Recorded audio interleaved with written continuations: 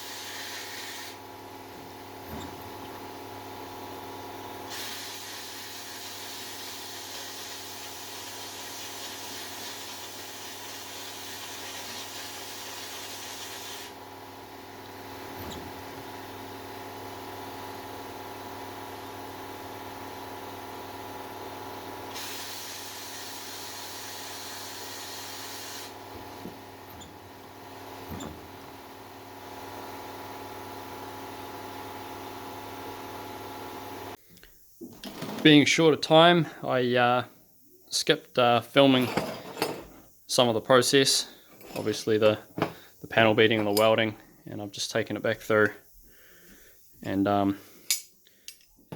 re-blasted it and get all the paint off, try and get a bit of a better finish when I paint it. So it's freed up first of all. That was seized solid, that's why it broke. It's sitting out here and the elements ended up rusting up, and seized actually bent the bonnet and then it broke through there. So I haven't ground too much off. I wanted to leave as much on there as I could without leaving it too ugly. But seems to be straight. I test fitted it before, nice and free, so I'll put some paint on it. Having missed filming that extra stuff, I obviously the video is going to be a whole lot shorter, but yeah, I'm pretty happy with how this come out. We can put that on. Hasn't taken me too long. Like I say, would have had to drive at least half an hour for even the chance to be able to get another one, but that looks like it'll do the job it's supposed to, so I'll get that painted and struck on. And there's our final result. A couple of grubby handprints on it. Me being a little bit getting ahead of myself again, but yeah, it's come up alright. Seems to work well, nice and free, lines up okay. So yeah, nice quick fix. Saved us having to go try and track down another one, and that can go on the car now.